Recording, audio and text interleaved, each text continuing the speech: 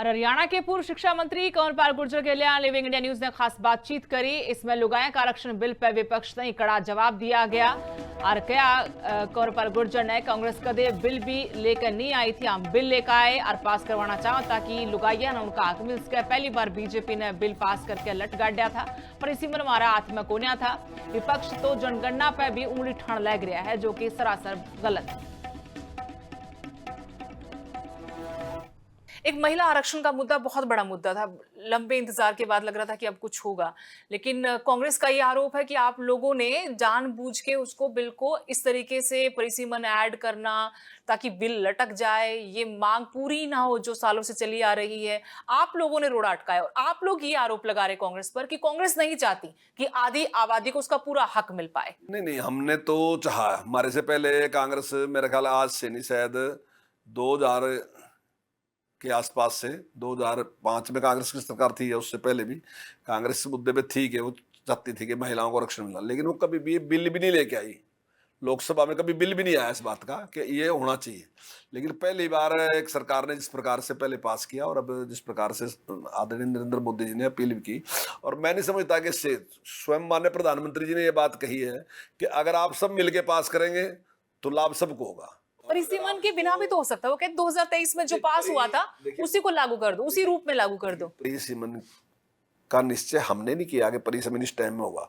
ये तो संविधान में लिखी चीज है कि इतने टाइम के बाद परिसीमन होगा, तो परिसीमन तो होना ही होना है, उसको कैसे रोकेंगे। अगर परिसीमन के बाद हम उसमें जो वो देने लग रहे थे, तो ऐसा नहीं कि परिसीमन हमने कहा है। अब ये तो जो जनगणना है उसको भी ये कहेंगे कि जनगणना क्यों होने लगी। हाँ। तो क्यों लग रहे थे। अब जब जनगणना में देखो, नहीं, जनगणना ये समस्या उनकी नहीं है ना, ये तो सरकार की जिम्मेदारी है ना। न चुनाव अपना सरकार की जिम्मेदारी है जनगणना करना, तो वो वेट तो करें ना जी। अगर नहीं होगी तभी तो कहेंगे, तो जनगणना तो हम भी कर देंगे। तो जनगणना 20 साल के बाद हो रही, पहले हर बार 10 साल के बाद होती थी, तो 20 साल के बाद हो रही, तो चिंता का विषय होना चाहिए कि बीच में हम कर नहीं सके जब करने का टाइम। क्योंकि डेटा होगा तभी तो विकास होगा। मतलब बात तो ये कि हमारे पास एक्चुअल में क्या है और हमें क्या करना, किन के लिए करना, वो तो डेटा से ही हमें मिलेगा। लेकिन आप लोगों को आप लोगों ने एक खौफ पैदा किया विपक्ष में, उसमें मैं समझना चाहती हूँ। परिसीमन को लेकर बहुत डराया हुआ है। साउथ के राज्यों की बात नहीं करी, मैं अपने यहाँ पर भी बहुत डर है लोगों में, विपक्ष के लोगों में, कि परिसीमन ऐसा होगा कि फिर तो हम कभी आ ही नहीं पाएंगे। बीजेपी इस तरीके से गांवों को, इलाकों को बांटेगी कि वो कभी निकल नहीं पाएगी। ये बिल्कुल सफेद झूठ है। हर चीज का एक सिस्टम है बनाया। जब परिसीमन होगा तो उसमें विधानसभा में एक तहसील ली जाएगी। पहला है तहसील, तहसील के बाद है कानगोई, कानगोई के बाद है पटवार सर्कल, वो लिया जाएगा। उसको पटवार सर्कल को तोड़ा नहीं जा सकता, कानगोई को तोड़ नहीं सकते, इस प्रकार से उसमें लिया जाएगा। तो उसमें इतना बड़ा वो नहीं है, और वो इतने लंबे टाइम से परिसीमन करते रहे।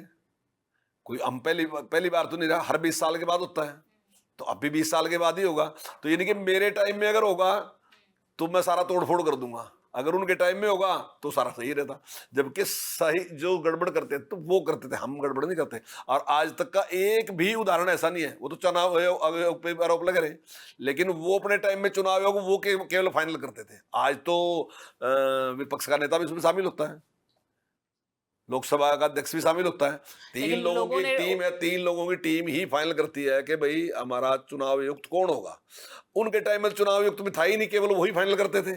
उन्हें तो ऐसे लोग भी चुनाव आयुक्त लगा दिए जिनके ऊपर लिख के आया था कि ये इसके योग्य नहीं है कि इसको चुनाव आयुक्त बनाया जाए, लेकिन फिर भी बना दिया।